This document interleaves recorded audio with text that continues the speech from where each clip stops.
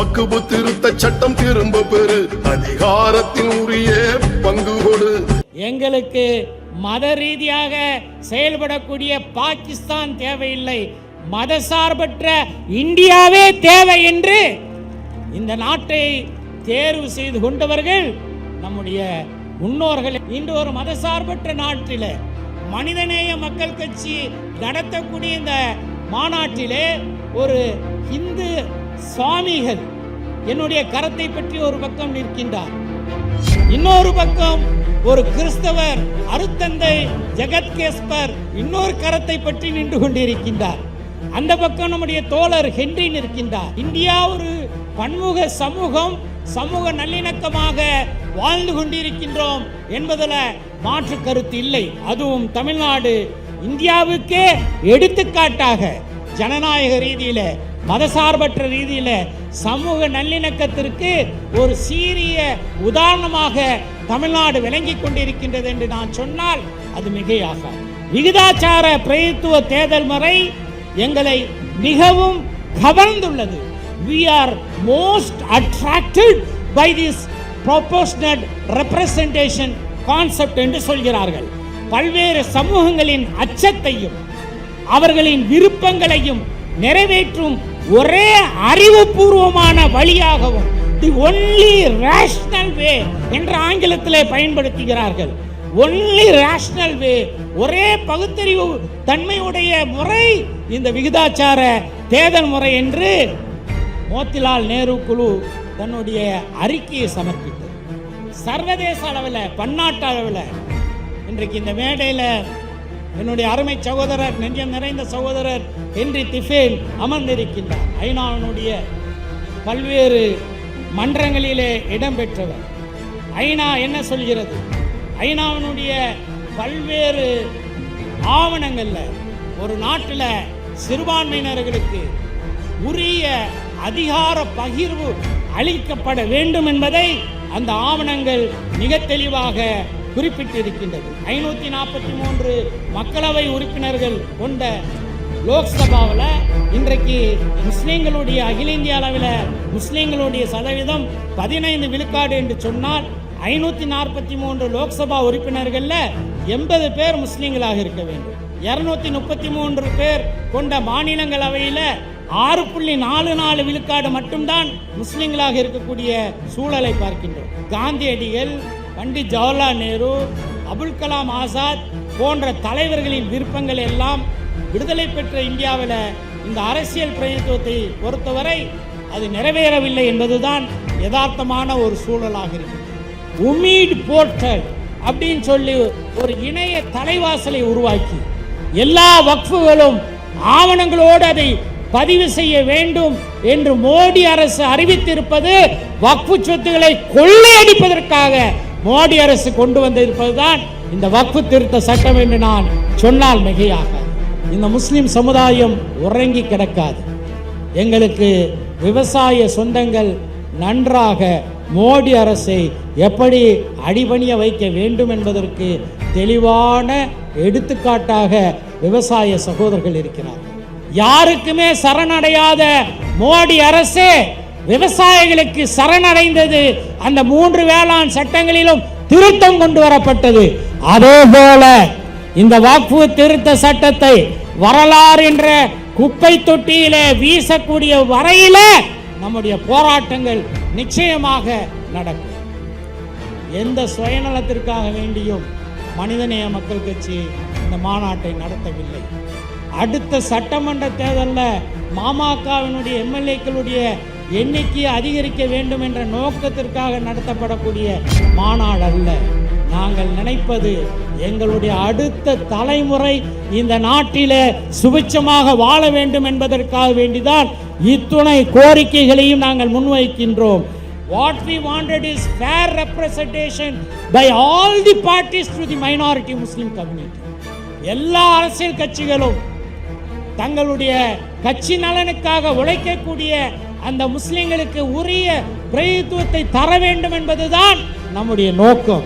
அருமை சகோதரர்களே, சகோதரிகளே, இந்த அரங்கத்திற்கு இதே மதுரை மாநகரத்தைச் சேர்ந்த தமிழ்நாடு முஸ்லிம் முன்னேற்ற கழகத்தினுடைய தொடக்கம் முதல் இந்த சமுதாய பேரியக்கத்தில் தன்னை இணைத்து கொண்டு பிறகு மனிதநேய மக்கள் கட்சியினுடைய தலைமை நிர்வாகக்குழு உறுப்பினராக படிப்படியாக ஒரு கிளை தலைவராக, நகர தலைவராக, மாநில செயலாளராக, தலைமை நிர்வாகக்குழு உறுப்பினராக மிக சிறப்பான முறையில் எந்த பொறுப்பை கொடுத்தாலும் சளைக்காமல் செய்யக்கூடிய நம்முடைய மதுரையைச் சேர்ந்த அருமை சகோதரர் முகமது கவுஸ் அவர்களை இந்த நேரத்தில் நான் நினைவு கூற கடமைப்பட்டிருக்கின்றேன்.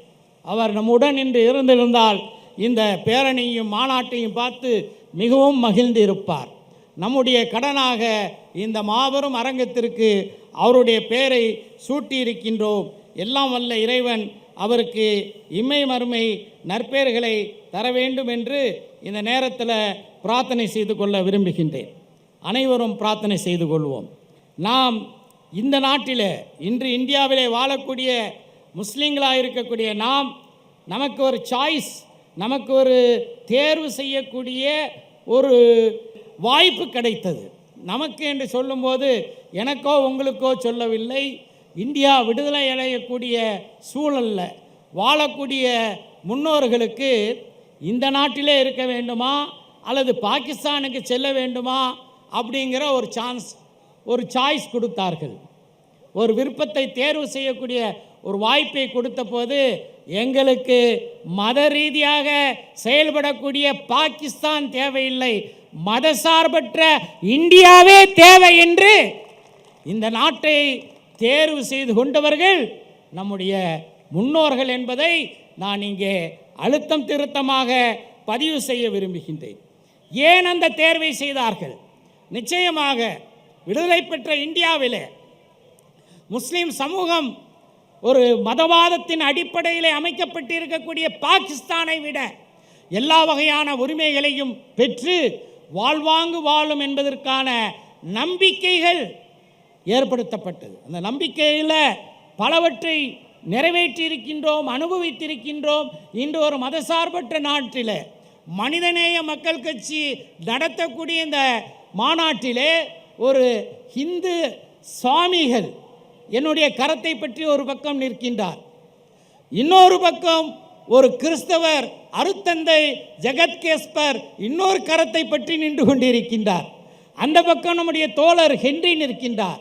இந்த மாநாட்டு அரங்கத்தை ஏற்பாடு செய்த சேகர் மாமுண்டி அவரும் இருக்கின்றார். ஆக இந்தியா ஒரு பன்முக சமூகம், சமூக நல்லிணக்கமாக வாழ்ந்து கொண்டிருக்கின்றோம் என்பதில் மாற்று கருத்து இல்லை. அதுவும் தமிழ்நாடு இந்தியாவுக்கே எடுத்துக்காட்டாக ஜனநாயக ரீதியில், மதசார்பற்ற ரீதியில் சமூக நல்லிணக்கத்திற்கு ஒரு சீரிய உதாரணமாக தமிழ்நாடு விளங்கி கொண்டிருக்கின்றது என்று நான் சொன்னால் அது மிகையாகாது. அதே நேரத்தில் விடுதலைக்கு முன்பு இந்த அரசியல் அதிகாரத்தை பற்றி நடைபெற்ற பல்வேறு நிகழ்வுகளை இந்த நேரத்தில் நான் நினைவுபடுத்துவது நம்முடைய கடமையாக இருக்கின்றது. தன்னுடைய வரலாற்றை ஒரு சமூகம் நிச்சயமாக அறிந்து கொள்ள வேண்டும். நம்முடைய இன்றைய தமிழ்நாடு, அன்றைய சென்னை மாகாணம், அந்த சென்னை மாகாணத்தினுடைய தலைநகர் சென்னையில் காங்கிரஸ் கட்சியினுடைய விடுதலைக்கு முந்தைய அந்த காங்கிரஸ் கட்சியினுடைய 42வது அமர்வு 1927ஆம் ஆண்டு டிசம்பர் 28ஆம் தேதி நடைபெற்றது. அந்த மாநாட்டிலே, அந்த காங்கிரஸினுடைய அமர்வில் நிறைவேற்றப்பட்ட தீர்மானத்தில் இரு பெரும் வகுப்பாருக்கும், அதாவது முஸ்லீம்களுக்கும் இந்துக்களுக்கும் முழு உத்தரவாதம் அளிக்கும் வகையில் தேர்தல்களில் மக்கள் தொகை அடிப்படையில் இடங்களை ஒடுக்குவதன் மூலம் சட்டமேற்றக்கூடிய அவைகளில் அவர்களுடைய நியாயமான நலன்கள் பாதுகாக்கப்படும் என்று குறிப்பிடப்பட்டிருக்கிறது. ஒவ்வொரு மாகாணத்திலும், மத்திய சட்டமேற்றும் அவையிலும், இன்றைய பரிபாசலில் சொல்ல வேண்டும் என்றால் நாடாளுமன்றத்திலும் மக்கள் தொகைக்கேற்ப தேர்தல்களிலே தொகுதிகள், தனி தொகுதிகள் உருவாக்கப்படும் என்றும் அந்த தீர்மானம் குறிப்பிட்டது. அதோடு மட்டுமல்லாமல் அதே 1928ஆம் ஆண்டு இன்னொரு நிகழ்வும் நடந்தது. அந்த நிகழ்விலே இந்தியாவினுடைய அரசமைப்பு சட்டத்தை அதை எப்படி உருவாக்கலாம், இந்தியாவினுடைய அரசமைப்பு சட்டம் எப்படி அமைய வேண்டும் என்பதை ஆய்வு செய்வதற்காக வேண்டி மோத்திலால் நேரு கமிட்டி என்று ஒரு கமிட்டி அமைக்கப்பட்டது. மோத்திலால் நேரு வேறு யாரும் அல்ல, நம்முடைய முதல் பிரதமர் பண்டிட் ஜவஹர்லால் நேருனுடைய தந்தை தான் மோத்திலால் நேரு. அந்த மோத்திலால் நேரு கமிட்டியினுடைய செயலாளராக ஜவஹர்லால் நேருவே நியமிக்கப்பட்டார். மத்திய சட்டமன்றத்திலும் மாகாண சட்டமன்றத்திலும், அதாவது நாடாளுமன்றத்திலும் மாநில சட்டமன்றங்களிலும், இன்றைய பரிபாஷையில் சொல்ல வேண்டும் என்றால் முஸ்லிம் சிறுபான்மையினர்களுக்கு அவர்களது மக்கள் தொகைக்கேற்ப தொகுதிகள் ஒதுக்கப்பட வேண்டும் என்று இந்த குழு பரிந்துரைத்தது. மோத்திலால் நேரு குழு பரிந்துரைத்தது. விகிதாச்சார அடிப்படையிலான தேர்தல் முறை, ப்ரொபோர்ஷனல் ரெப்ரசன்டேஷன், பிஆர் என்று ஆங்கிலத்திலே சொல்வார்கள். அந்த விகிதாச்சார தேர்தல் முறையை குறித்து பின்வரும் கருத்தை, அந்த நான் சொல்லக்கூடிய கருத்தை அந்த குழு எடுத்து சொன்னது.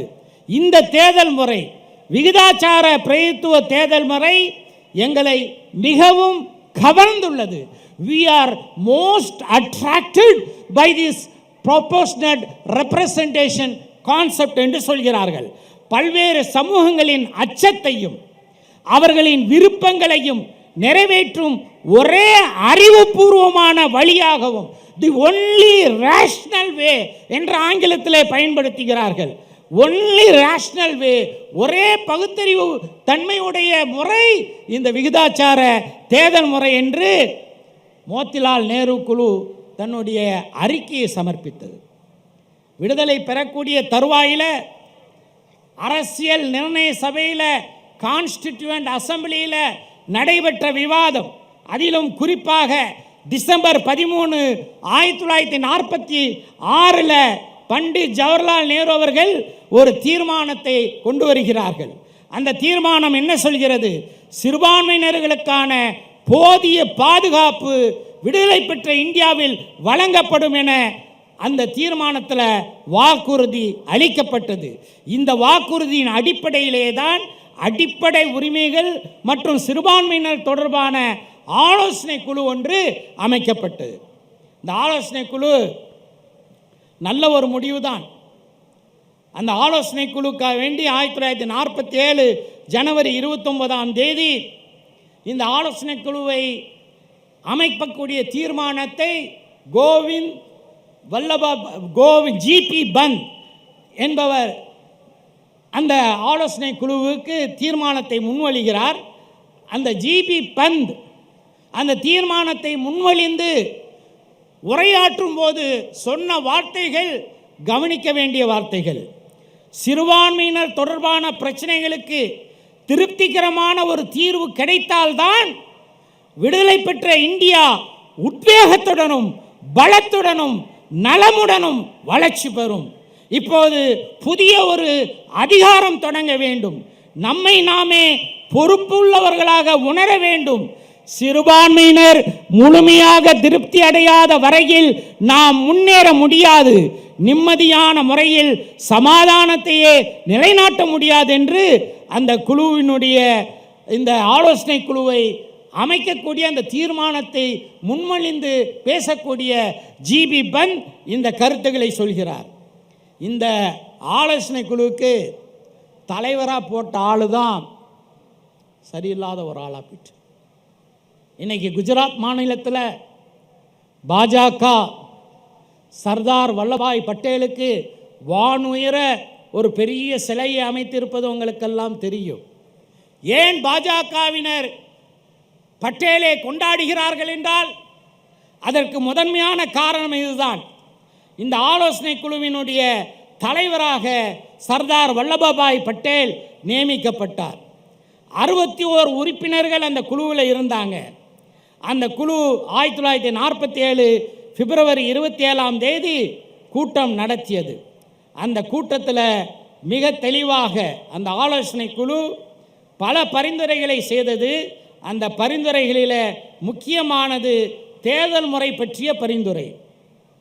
அந்த பரிந்துரை என்ன சொல்கிறது என்றால், மத்திய மற்றும் மாகாண சட்டமன்றங்களுக்கு ஜாயின்ட் எலெக்டரேட் முறையில் தேர்தல் நடத்தப்படும். இரண்டாவது பரிந்துரை, சிறுபான்மையினருக்கான இடஒதுக்கீடு அவர்கள் மக்கள் தொகை அடிப்படையில் கொண்டு வரப்படும். இந்த பரிந்துரையை செய்தது. இந்த பரிந்துரைக்கு பிறகு அந்த ஓட்டெடுப்பு நடைபெறுகிறது. அந்த ஓட்டெடுப்பு தோற்கடிக்கப்படுகிறது. இந்த கான்ஸ்டிடியூண்ட் அசம்பிளியில், இந்த ஆலோசனை குழுவில் இடம்பெற்றவர் கண்ணியத்துக்குரிய முகமது இஸ்மாயில் சாஹிப் இடம்பெற்றிருக்கிறார். சாதுல்லா என்று சொல்லக்கூடிய ஒரு பிரபலமான விடுதலை போராட்ட வீரர், அறிவார்ந்த அறிஞர் இடம்பெற்றிருக்கிறார். இவர்களெல்லாம் இடம்பெற்றிருந்தும் அவர்கள் கடுமையான எதிர்ப்பை தெரிவித்த பிறகும் கூட இந்த தனி மக்கள் தொகைக்கேற்ப முஸ்லீம்களுக்கு, சிறுபான்மையினர்களுக்கு தொகுதிகள் ஒதுக்கப்படும் என்ற அந்த தீர்மானம் தோல்வியடையக்கூடிய ஒரு சூழலில் அதற்கு மாற்றாக தான் 1948 இந்த நம்முடைய அரசமைப்பு சட்டத்தினுடைய வரைபாட்டில் பாகம் 14ஆக விதிகள் 292 முதல் 295 வரை சிறுபான்மையினர்களுக்கான விதிகள் சேர்க்கப்பட்டு தனி தொகுதியை பறித்துவிட்டு இந்த உரிமைகளை எல்லாம் தந்தார்கள். இது ஒரு பக்கம் இருக்கட்டும்.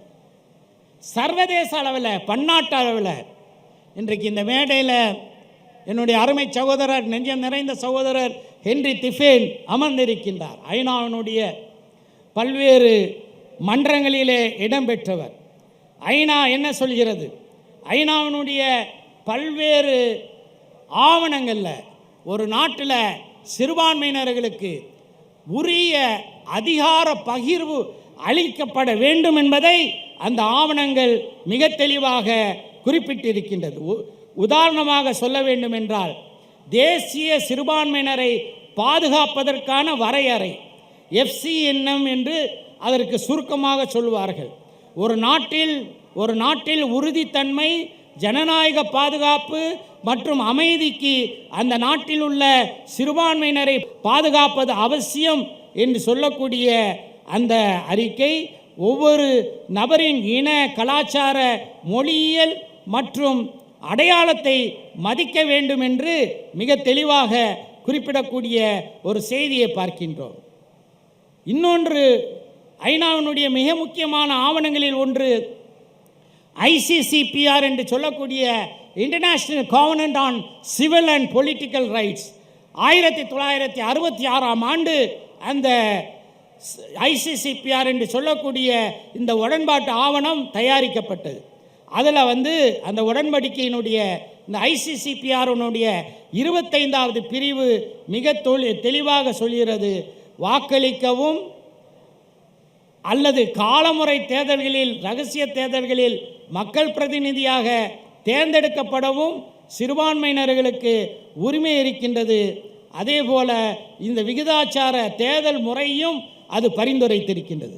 1992 ஏற்றப்பட்ட UN declaration on minority rights, சிறுபான்மை உரிமையினருக்கான சர்வதேச பிரகடனம், அந்த பிரகடனத்தினுடைய 2.2 அந்த ஆர்டிக்கல், அந்த விதி என்ன சொல்கிறது என்றால், சிறுபான்மையினரின் மக்கள் கலாச்சார, மத, சமூக, பொருளாதார மற்றும் பொது வாழ்வில் திறம்பட பங்கேற்க அவர்களுக்கு உரிமை உண்டு என்று சொல்லி அரசியல் பங்கேற்பு சிறுபான்மையினரின் நிலைப்பாடுகளை மிக தெளிவாக இந்த ICCPR UN declaration on minority ரைட்ஸினுடைய 2 பிரிவு 2 அதுக்கு உபப்பிரிவு 3 சொல்லக்கூடிய ஒரு சூழலை பார்க்கின்றோம். இப்படியாக நான் அடுக்கிக் கொண்டே போகலாம். இந்த விகிதாச்சார பிரதிநிதித்துவம் குறித்து ஜெர்மனியில் பிளான்ஸ்பர்க்கில் 1999ஆம் ஆண்டு மே மாதம் 2ஆம் தேதி நடைபெற்ற அந்த ஐரோப்பா யூனியனுடைய ஒரு மாநாட்டில் சிறுபான்மையினர்களுக்கு விகிதாச்சார பிரதிநிதித்துவம் கட்டாயம் தரப்பட வேண்டும் என்று அந்த அறிக்கை சொல்கிறது. இப்படியாக நான் சொல்லிக்கொண்டே போகலாம். ஆனால் இன்றைக்கு என்ன நடைபெற்றிருக்கின்றது? எனக்கு முன்னர் உரையாற்றியவர்கள் குறிப்பிட்டது போல, குறிப்பாக நம்முடைய IPS அதிகாரி அப்துல் ரஹ்மான் அவர்கள் குறிப்பிட்டது போல, 75 ஆண்டு கால துடிப்பான நம்முடைய நாடாளுமன்ற ஜனநாயகத்தில் முஸ்லீம்களுக்கு நாடாளுமன்றத்திலும் சரி, மாநில சட்டமன்றங்களிலும் சரி, அல்லது உள்ளாட்சி அமைப்புகளிலும் சரி உரிய பிரதித்துவம் கிடைக்கவில்லை என்பதுதான் யதார்த்தமான உண்மையாக இருக்கிறது. 543 மக்களவை உறுப்பினர்கள் கொண்ட லோக்சபாவில், மக்களவையில் உண்மையிலேயே இன்றைக்கு 2011 எடுக்கப்பட்ட பொலிவரத்தை பற்றி வைத்துக்கொண்டு தான் நாம் பேசிக்கொண்டிருக்கிறோம். இன்றைக்கு முஸ்லீம்களுடைய அகில இந்திய அளவில் முஸ்லீம்களுடைய சதவீதம் 15 விழுக்காடு என்று சொன்னால் 543 லோக்சபா உறுப்பினர்களில் 80 பேர் முஸ்லீம்களாக இருக்க வேண்டும். 233 பேர் கொண்ட மாநிலங்களவையில் 6.44 விழுக்காடு மட்டும்தான் முஸ்லீம்களாக இருக்கக்கூடிய சூழலை பார்க்கின்றோம். இந்தியா முழுவதும் 28 மாநிலங்கள் இருக்கின்றது. ஆனால் இந்த 28 மாநிலங்களிலும் யூனியன் பிரதேசம் என்று சொல்லக்கூடிய ஒன்றிய ஆளுகை பகுதியிலிருந்தும் முஸ்லீம்கள் 28 மாநிலங்களில் 12 மாநிலங்களில் மட்டும்தான், அதே போல் 3 யூனியன் பிரதேசங்களில் மட்டும்தான் முஸ்லீம் உறுப்பினர்கள், நாடாளுமன்ற உறுப்பினர்கள் தேர்ந்தெடுக்கப்பட்டிருக்கக்கூடிய ஒரு சூழலை பார்க்கின்றோம். 4123 எம்எல்ஏக்களில் 296 பேர் மட்டுமே முஸ்லீம்களாக இருக்கின்றார்கள். உள்ளாட்சி மன்றத்தில் நம்ம பார்க்கும்போது அங்கும் வேதனையான தகவல் தான் இருக்கின்றது. உதாரணத்துக்கு நேரத்தை கருதி சொல்கிறேன். சென்னை மாநகராட்சியில் முஸ்லீம்களுடைய எண்ணிக்கை சென்னை மாநகராட்சியில் மட்டும் 9.45 விழுக்காடு. 200 கவுன்சிலர்கள் இருக்கிறார்கள் சென்னை மாநகராட்சியில். இதில் நம்முடைய தாஹா நவீன் மத்திய சென்னை மாவட்ட தலைவர் உள்பட 4 முஸ்லீம்கள் தான் இருக்கின்றார்கள்.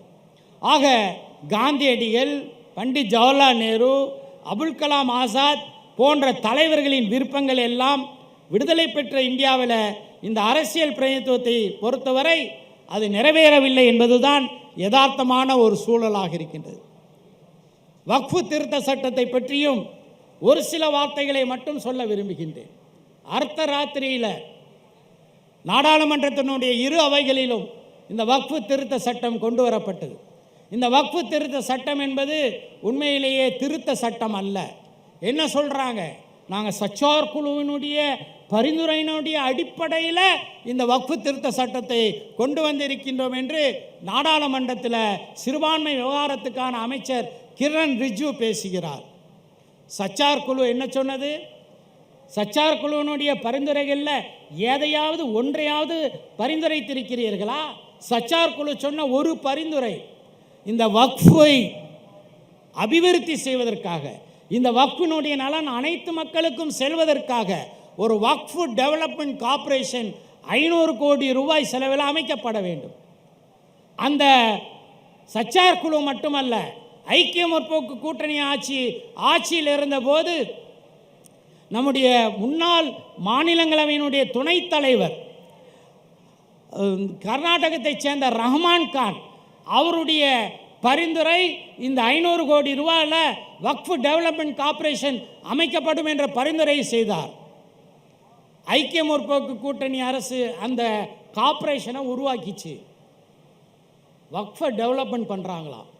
கிரண் ராஜு சொல்கிறார், இந்த வக்ஃபு டெவலப்மெண்ட் கார்ப்பரேஷனையே முடக்கி போட்டாங்க. இன்றைக்கு பள்ளிவாசலாக இருக்கட்டும், தேவாலயங்களாக இருக்கட்டும், கோயிலாக இருக்கட்டும், நம்முடைய முன்னோர்கள் உருவாக்கியது. அந்த கோயில்கள், சர்ச்சுகள், பள்ளிவாசல்களுக்கு அதுக்குரிய ஆவணங்கள் இருக்குமா என்று கேட்டீர்கள் என்றால் ஆவணங்கள் எதுவும் பெரும்பாலும் இருப்பதற்கான வாய்ப்புகள் இல்லை. இன்றைக்கு இந்த வக்ஃபு திருத்த சட்டத்தை எதிர்த்து நாடாளுமன்றத்தில் மட்டுமல்ல, காங்கிரஸ் கட்சி, திராவிட முன்னேற்ற கழகம், சமாஜ்வாதி கட்சி, திரிணாமுல் காங்கிரஸ், மனிதநேய மக்கள் கட்சி என்று பல்வேறு அரசியல் கட்சிகள் உச்சநீதிமன்றத்தில் வழக்கு தொடுத்து அந்த வழக்கு விசாரிக்கப்பட்டு தீர்ப்பு மட்டும்தான் வர வேண்டியது இருக்கின்றது. இந்த மாதத்தில் மீண்டும் உச்சநீதிமன்றம் திறக்கும் போது அந்த தீர்ப்பு வரலாம்.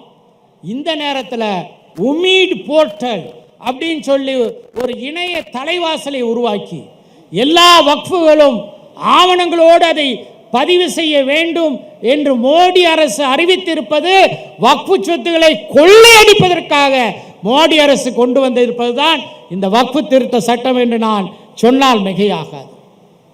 ஆக இந்த 2 கோரிக்கைகளை முன்வைத்து நாம் இந்த மாநாட்டை, பேரணியும் மாநாட்டையும் நடத்தி இருக்கின்றோம். அரசியல் அதிகாரத்தை பொறுத்த வரைக்கும் இங்கு பேசிய நம்முடைய அன்புக்குரிய அருத்தந்தை ஜெகத் கஸ்பர் பல்வேறு கோரிக்கைகளை வைத்தார். மிக முக்கியமாக அரசியல் அதிகாரத்தை பொறுத்த வரைக்கும் ஒன்றை தெளிவாக சொல்லிக்கொள்ள விரும்புகின்றோம். பீப்புள்ஸ் ரெப்ரசன்டேஷன் ஆக்ட், அதாவது மக்கள் பிரதிநிதித்துவ சட்டத்தில் திருத்தம் கொண்டு வந்து காந்தியடிகளும் நேருவும் அதே போல் ஆசாதும் கனவு கண்ட அந்த அரசியல் அதிகாரத்தை சிறுபான்மை மக்களுக்கு கொண்டு வரக்கூடிய அந்த நிலையை ஏற்படுத்த வேண்டும். இந்த வக்ஃபு திருத்த சட்டத்தை பொறுத்த வரைக்கும் ஒன்றை தெளிவாக சொல்லிக்கொள்ள விரும்புகிறோம். இது ஒரு விழிப்புணர்வை ஏற்படுத்துவதற்காக நாங்கள் நடத்தக்கூடிய மாநாடு. சில வாரங்களுக்கு முன்பு பீகார் தலைநகரம் பட்னாவில் இந்த வக்ஃபு திருத்த சட்டத்தை எதிர்த்து மிக பிரமாதமான ஒரு பேரணி நடைபெற்றது. ஏதோ இந்த முஸ்லீம் சமுதாயம் உறங்கி கிடக்காது. எங்களுக்கு விவசாய சொந்தங்கள் நன்றாக மோடி அரசை எப்படி அடிபணிய வைக்க வேண்டும் என்பதற்கு தெளிவான எடுத்துக்காட்டாக விவசாய சகோதரர்கள் இருக்கிறார்கள். இந்த மோடி அரசு கொண்டு வந்த 3 வேளாண் சட்டங்களை எதிர்த்து 1 வாரமா, 1 மாசமா, 1 வருடம் போராடினார்கள். யாருக்குமே சரணடையாத மோடி அரசு விவசாயிகளுக்கு சரணடைந்தது. அந்த 3 வேளாண் சட்டங்களிலும் திருத்தம் கொண்டு வரப்பட்டது. அதே போல இந்த வக்ஃபு திருத்த சட்டத்தை வரலாறு என்ற குப்பை தொட்டியிலே வீசக்கூடிய வரையில நம்முடைய போராட்டங்கள் நிச்சயமாக நடக்கும். அருமை சகோதர சகோதரிகளே, இன்று மதுரை மாநகரிலே மிக சிறப்பான முறையில் கம்பீரமான ஒரு அணிவகுப்பை நம்முடைய மனிதநேய மக்கள் கட்சியினுடைய தொண்டர்கள், நம்முடைய தலைமை பிரதிநிதி கோவை சுல்தான் அவர்களுடைய ஒருங்கிணைப்பில் கோவை மாவட்ட நிர்வாகமும் மற்ற மாவட்ட நிர்வாகங்களும் ஒருங்கிணைந்து மிக கம்பீரமான அணிவகுப்பை நடத்தி இருக்கின்றார்கள். அதே போல இந்த மாநாட்டினுடைய மிக சிறப்பான ஒரு அம்சம் என்னவென்றால் மகளிருடைய பங்களிப்பு. மிக சீரிய ஒரு பங்களிப்பை தந்த மகளிர் அணியினுடைய அனைத்து நிர்வாகிகளுக்கும் மனிதநேய மக்கள் கட்சியின் சார்பாக என்னுடைய நெஞ்சார்ந்த நன்றியை இந்த நேரத்தில் தெரிவித்துக் கொள்ள விரும்புகின்றேன். இது ஒரு விழிப்புணர்வை ஏற்படுத்துவதற்காக நடத்தப்படக்கூடிய கூட்டம்தான். அப்துல் ரஹ்மான் அவர்கள் கூட சொன்னார்கள், அடுத்த சட்டமன்ற தேர்தலில் மனிதநேய மக்கள் கட்சிக்கு குறைந்தது 10 இடங்கள் கொடுக்க வேண்டும் என்று. நான் ஒன்றை சொல்லிக்கொள்ள விரும்புகின்றேன். எந்த சுயநலத்திற்காக வேண்டியும் மனிதநேய மக்கள் கட்சி இந்த மாநாட்டை நடத்தவில்லை. அடுத்த சட்டமன்ற தேர்தலில் மாமகவினுடைய எம்எல்ஏக்களுடைய எண்ணிக்கையை அதிகரிக்க வேண்டும் என்ற நோக்கத்திற்காக நடத்தப்படக்கூடிய மாநாடு அல்ல. நாங்கள் நினைப்பது எங்களுடைய அடுத்த தலைமுறை இந்த நாட்டிலே சுபிட்சமாக வாழ வேண்டும் என்பதற்காக வேண்டிதான் இத்துணை கோரிக்கைகளையும் நாங்கள் முன்வைக்கின்றோம். எங்களுக்கு மட்டுமல்ல, திராவிட முன்னேற்ற கழகத்திலும் முஸ்லீம்கள் இருக்கிறார்கள், காங்கிரஸ் கட்சியிலும் இருக்கிறார்கள், இடதுசாரி கட்சியிலும் இருக்கிறார்கள், அதே போல நமது கூட்டணியில் உள்ள பல்வேறு கட்சிகளிலும் இருக்கிறார்கள். ஏன் எதிர்த்து நிற்கக்கூடிய அதிமுகவிலும் இருக்கின்றார்கள். What we wanted is fair representation to all by all the parties to the minority Muslim community. எல்லா அரசியல் கட்சிகளும் தங்களுடைய கட்சி நலனுக்காக உழைக்கக்கூடிய அந்த முஸ்லிம்களுக்கு உரிய பிரதிநிதித்துவத்தை தர வேண்டும் என்பதுதான் நம்முடைய நோக்கம். அந்த நோக்கத்திற்காக வேண்டி இந்த மாநாட்டிற்கான பேரணிக்கான மாநாட்டிற்கான தயாரிப்பில் நம்முடைய பொதுச் செயலாளர் அப்துல் சமத் அவர்கள் பல்வேறு மாவட்டங்களுக்கு, அதே போல் நம்முடைய தலைமை நிர்வாகிகள் பல்வேறு மாவட்டங்களுக்கு, நானும் சில மாவட்டங்களுக்கு சென்று ஜமாத்தார்களும் உலமா பெருமக்களும் நாம் வைத்த இந்த கோரிக்கையினுடைய முக்கியத்துவத்தை the community felt that this is the right time to make this demand. இந்த கோரிக்கை வைப்பதற்கு இது சரியான தருணம் என்று உணர்ந்தார்கள். மட்டுமல்லாமல் இவ்வளவு நாளாக இந்த அரசியல் பிரதித்துவத்தை பற்றி நீங்கள் ஏன் குரல் எழுப்பவில்லை? இப்போது எழுப்பியிருக்கிறீர்கள். இந்த சமுதாயம், தமிழ்நாட்டில் வாழக்கூடிய சிறுபான்மை முஸ்லிம் சமுதாயம் மனிதநேய மக்கள் கட்சிக்கு பின்னால் அணிவகுத்து நிற்கின்றது என்பதற்கான எடுத்துக்காட்டாக தான் இந்த மாபெரும் பேரணியும் மாநாட்டையும் நாம் நடத்தியிருக்கின்றோம். இதற்காக உழைத்த குறிப்பாக நம்முடைய மதுரை வடக்கு மாவட்டம், நம்முடைய சீனி அகமது அவர்கள் தலைமையிலான மதுரை வடக்கு மாவட்டம், நம்முடைய ஷேக் இப்ராஹிம் அவர்கள் தலைமையிலான மதுரை தெற்கு மாவட்டம் மிக சிறப்பான முறையில் இந்த மாநாட்டை வெற்றிகரமாக நடத்துவதற்கு பாடுபட்டிருக்கிறார்கள். அதுக்காக மற்ற மாவட்ட தலைவர்களை நான் குறை சொல்லலை. மதுரை மாவட்டங்கிறது மிகப்பெரிய கோடீஸ்வரர்கள் முஸ்லீம்களாக வாழக்கூடிய ஒரு ஊர் இல்லை, சாதாரண சாமானிய மக்கள் வாழக்கூடிய ஊர். அந்த ஊரில் இவ்வளவு பிரமாதமாக அன்றாட கூலி தொழிலாளர்கள் மனிதநேய மக்கள் கட்சியில் இருக்கக்கூடியவர்கள். ஒரு அமைச்சர் கூட சொன்னார், ஒரு குறிப்பிட்ட கட்சியை பார்த்து சொன்னார், அதில் பாய் அவங்க எல்லாம் முதலாளிகளாக இருப்பாங்க, உங்கள்கிட்ட இருக்கிறவங்க அத்தனை பேரும் தொழிலாளர்கள், அத்தனை பேரும் களப்போராளிகள் என்று ஒரு மாண்புமிகு அமைச்சர் அவர்களை நாங்கள் பார்க்கும்போதெல்லாம் சொன்னாங்க. இந்த சாதாரண சாமானிய மக்களினுடைய குரல் வீண் போகாது. இன்ஷா அல்லாஹ் இறைவனுடைய நாட்டப்படி நம்முடைய கோரிக்கைகள் அரசியல் அதிகாரத்தில் உரிய பங்களிப்பை, உரிய பிரதித்துவத்தை பெறும் வரை, இந்த வக்ஃபு திருத்த சட்டத்தை குப்பை கூடையில் தூக்கி எறியும் வரை நிச்சயமாக நம்முடைய போராட்டங்களும் நம்முடைய விழிப்புணர்வுகளும் தொடரும்.